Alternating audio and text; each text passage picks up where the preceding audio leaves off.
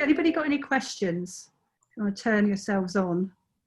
Dawn, just one question. You mentioned the number of bridges. Does that include all the white suspension bridges? Yes. It's yeah. 24 including those, yeah. Okay. Yeah. Dawn, can I ask, when you were up kind of doing the bit by Balmoral and is it Mar Lodge, did you have to get permission for going up with the drone? I know you've got your license, but just given the area and... I know, well, it's National Trust, so it's a little bit, but no, I didn't get permission to do that. Because I know, you know, it's so remote and it's not going to affect anyone. If I was going to go and put it up near the city, for one, it's urban area, it's populated, etc. But then there's also interference with the Coast Guard and the Customs House, etc. That's why I would need permission if I was down there. But because, you know, there's nothing going on up there and hardly anybody about. If a little National Trust manny had come and asked me, then I would have spoken very kindly to him, and I'm sure it would have been fine. I was up there with a guy called Mark Lawrenson, who is not related to anybody here, but is a drone pilot, and he was in contact with Aberdeen air traffic control because of the helicopter. He didn't need to talk to the harbour people; it was air traffic control. Well, yes, I know. I mean, if you could, because of where it is in the near Aberdeen Airport, you'd also need to speak to air traffic control. But I don't know. I'm trying to remember back to my training about 18 months ago, and I'm pretty sure they said that if you're doing anything near harbours, out of courturity, you would let. You might not need to by law, but out of courtesy, you would let the customs people or the harbour master know. Yeah, it's the same in Stonehaven. I think the harbour master. The harbour master wants to know. Yeah, yeah, and a problem. I think quite often when you ask a question, it's easier to say no. Yes. You know, ask for forgiveness, not permission. Yeah. It depends what the purpose of the flight is for. Because when I'm doing all of this, it's a personal project, so I don't feel quite so bad. If I was doing it for a commercial reason, then I would have to cover myself. I mean, I know I've flown over Stonehaven Harbour, but I don't flow over the harbour part itself. I stay out with the bounds of the harbour. So I'm out in the Botany Bay part and, you know, over towards the head of the headland there and looking back on it rather than being directly over it. Because I know, I mean, there's not going to be a nippy dip this year because of everything that's going on, but I wanted to put the drone up for the nippy dip. So I would have had to have asked him to have permission to do that. But anywhere where there's going to be crowds of people, you have to, you know, keep a certain distance away and a certain height and all the rest of it. So. Dawn, there was one thing that occurred to me as you were talking about, you mentioned family history. A few years back, I copied some glass negatives for a friend. And I also did some research into his family history. And one of the things I discovered, I think it was his great-grandfather, there was a newspaper obituary, and he had crossed the Dee in, I can't remember how many different ways, including something you wouldn't be able to do. He went under it, through the sewer at Torre when it was being constructed. Oh, wow. That would be so you wouldn't manage that one. No, I won't. I don't want to go in a sewer. No, I think it was before it was actually in use that he. Yes, I hope so. He jumped across it up, obviously near the sewers. He had flown across it, I think, and all sorts of other bits and pieces. And I think he probably crossed all the bridges as well. I can't remember how many different ways was listed in this obituary. Well, that would be fascinating to see if he's still got it. There are, I think I saw in the P&J publishes, they sometimes do these archive photographs, some bits and pieces, maybe the university have them, of the building of the tunnel. Yeah. Under the Dee. Yeah. It's certainly, it's obviously big enough to walk through quite easily. Yeah, I would imagine. Anybody else got any questions or observations? You know the view you had, the panoramic view showing all the spires? Yes. What was the name of the hill that you said you were on? Toller Hill. So it's up towards Bankery Devonick Primary School. Oh, right. Okay. So if you find that on the map, it's up that way. Right. Okay. It's quite popular with dog walkers. The car park's usually quite full. Dog walkers go up quite a lot. There's woods up there as well. Tall Hill Woods. Yeah. Okay. Anyway, Dawn, I have a question for you. Yes. You were talking about style. Yeah. And you're changing style.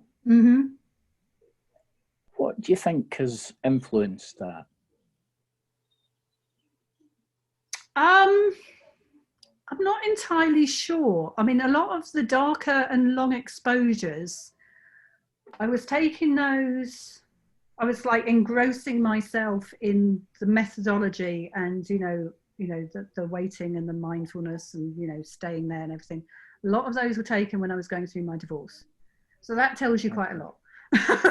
Okay. Whereas now, I don't know. I mean, I'd still like taking long exposures and that kind of thing. But when I process them, I mean, there's some there that I haven't reprocessed, but I could easily go back and reprocess and they might come out differently because I'm in a different frame of mind. But I hope my style hasn't changed too much because otherwise it would be really disjointed. But, those really, especially the ones at the harbour there with the really smooth waters and everything, I don't know that they particularly necessarily fit into what I want it to be by the end. So I might go back and reshoot some of those. But in and of themselves as individual images, I still like them. But again, it's that fitting it into the, it depends what I'm going to do with it in the end anyway. But, yeah, so that's my next question is, what is your purpose? I would like to do an exhibition with it. But then that means, I'd have to find somewhere to exhibit, and putting on an exhibition is expensive because obviously you've got the printing and the framing and all the rest of it. Yeah. I'd quite like to do a book, even if it's just a self-published little book. Mind you, the amount of pictures it's going to have in by the end, it won't be that little. Yeah. But, it might be quite nice to get some sponsorship of some description from local grant funds and things, to put something on. And I would want to, wherever I put, if I was to have a little exhibition, even if I didn't exhibit all the images, I'd like to have it somewhere that is actually on the Dee, so like Milton Crassus or somewhere that is connected right to the Dee. Yeah, quite good. But I think that's yet a couple of years down the line. All right, thank you. But I mean, I haven't, as you can see, there's quite a lot were taken early on, and there's not so much recently. I mean, giving this talk gave me the impetus to go out last week because I just thought, I really ought to have some new images in here. Yeah. Because it's, when I first came back, I needed to fill my time. But then as businesses built up, etc., and I've taken on other responsibilities with community groups and all that kind of stuff. It kind of has got put to the back burner a little bit. So. But I enjoyed going out last Wednesday, so it gives me the impetus and the mojo maybe a little bit to go back out again and try and get some more done, especially the bits over the towns. Because it is a big feature of a lot of the Deeside towns, isn't it? So oh, yeah, absolutely. To get them in the can, as it were. Yeah. Any other questions at this point? Observations? No? No questions. So, Dawn, did you attempt to get anything of Balmoral itself? No. Or is that for reasons they've got problems, security problems? You wouldn't be able to fly a drone anywhere. I mean, obviously, I could put the drone up and have it in the distance. Shot down. And have it sniped out the sky. Yes, possibly. I don't think you're allowed to do that around there. Well, I mean, all along that stretch, you're not allowed to stop at the side of the road or anything. So, it's. Yeah, I haven't. I haven't. Whether I will or not, I don't know. Yeah, I guess it's not quite as bad. I'm feeling. Not quite so bad with the National Trust, but they can be a bit picky as well over copyright if you went. They can be very commercial. Well, in theory, those pictures were taken in the sky, and they don't own the sky. I may have been standing on the sky when I was pressing the button. I'm not standing on the sky. Standing on their property when I pressed the button. But the camera itself was in the sky, so we could maybe get round their. But it's only a problem with them if you take the picture on their property and you're using it for commercial use. You have to have. I think that's the thing. I think if you're use, then no. No. But if you're on the property, I think you can take a picture even of that castle you mentioned further up. Is it Abergeldy? No, Braemar. No, the one that nearly washed away. Oh yeah, I can't remember the name of it now. Dal something. Well, yeah. Anyway, I think you can take a picture of that, even though it's a private dwelling. Yeah. As part of the landscape, if you're not on the property. Yes. I think that's because it's kind of part of the landscape. It all seems to be a bit of a Mm-hmm. a grey area, though. It is a very grey area, but yeah, the National Trust. I mean, I took pictures. I mean, completely different area down in Sussex. There is Flatford Mill, which is like the Constable Haywain, and through the property is a right of way. So I was standing on the right of way when I took the pictures. So I can use those pictures any way I like, because I actually did go and ask permission of the guy, the head of the property. And he said, as long as you're standing on the public right of way, the public footpath, you're fine. You can use them for anything you want. You step off the footpath and take a picture, then you can't use them commercially. But, you know, they've got to prove that I was standing off of the footpath. So no, I was using a telephoto lens. What are you talking about? So yeah, it's a little bit of a minefield. I always had an idea when I had the hovercraft, we were going to go up the River Dee through Balmoral, but thought that it may have been a bit of a dangerous run between the fishermen and the shotguns getting fired at you. Yeah, you know? Absolutely. There's one picture. There was once I was up near the Linn of Dee, and as I was driving back down, there's a rocky outcrop goes out into the river, just as you're coming out of the woods, and there was a fisherman on it, and I thought, oh, that would just be perfect. I really need a picture of a fisherman standing somewhere like that, a really picturesque bit, because there's lots of bits that are very boring, and have a fisherman standing stock still. Is the point just about what, 500 meters or so north, upstream of Part2 Bridge? No, it's after. No, there is one. There is one, is there? Yeah, there's on the South Deeside Road. No, you actually need to walk the Deeside Way.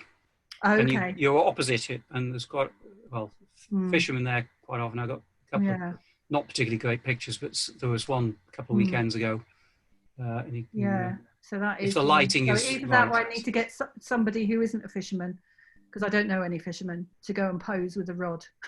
It can be arranged. For a fee. For a fee, yeah. As long as there's no hook in the end of the line. A cup of coffee in the cafe, is that not enough? Oh no. No, get a cake. Here it's much higher than that. Cake as well? No? No. So anyway, yeah, so I want to get the towns kind of not prominently, but kind of like that Bankery one.